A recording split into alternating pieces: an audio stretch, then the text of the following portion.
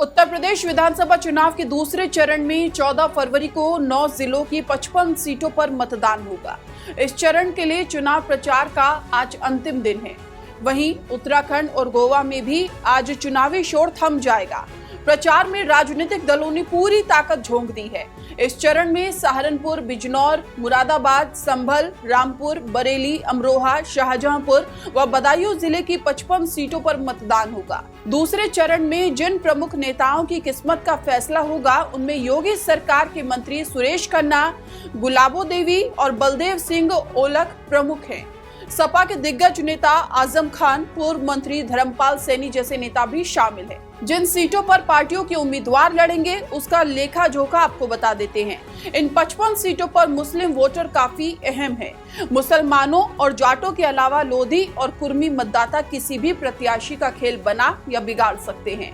तो वहीं मौर्य, सैनी और दलित वोटर किंग मेकर की भूमिका में है। मुरादाबाद की 6 में से 5 सीटों पर 50 से 55% तक मुस्लिम मतदाता है।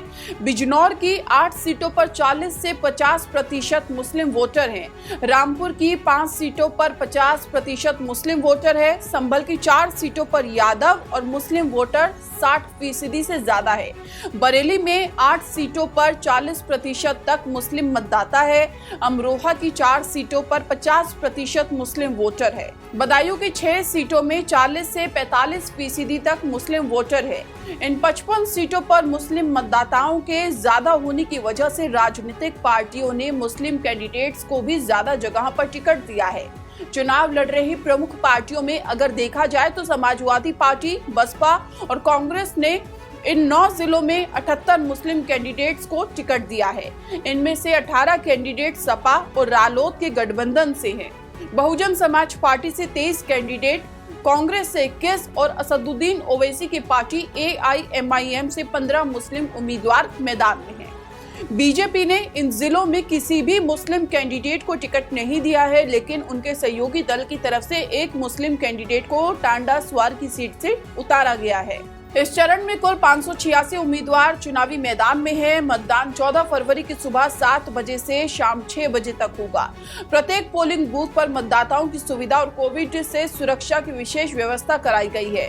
मतदाताओं को किसी प्रकार की परेशानी ना हो, इसके लिए प्रत्येक पोलिंग बूथ पर समुचित व आवश्यक व्यवस्था कराने के निर्देश भी दिए गए हैं। 14 फरवरी को दूसरे चरण का मतदान होना है। उत्तर प्रदेश चुनाव हमेशा से खास रहा है और दूसरा चरण बेहद खास माना जा रहा है, जिसमें 55 विधानसभा सीटों पर चुनाव होने हैं, जिसमें 586 प्रत्याशी अपनी किस्मत आजमा रहे हैं। इसमें कुछ महत्वपूर्ण नाम है, आजम खान से लेकर उनके बेटे अब्दुल्ला आजम तक, सुरेश खन्ना और धर्म सिंह सैनी, ये बड़े नाम है।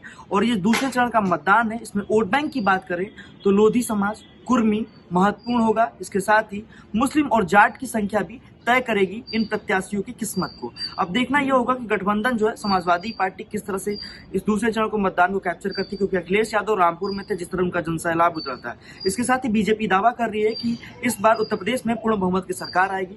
तो हम देखते हैं कि दूसरे चरण का जो मतदान है कितना महत्वपूर्ण होने जा रहा है, क्योंकि जैसे जैसे चुनाव आगे बढ़ेगा उत्तर प्रदेश का सियासी समीकरण जो है बनता और बिगड़ता चला जाएगा। जब पूर्वांचल की ओर ये रुख करेगा तो वहां भी जातीय समीकरण अलग हो जाते हैं। फिलहाल मैं अनुराग सिंह, न्यूज़बिन के लिए लखनऊ से।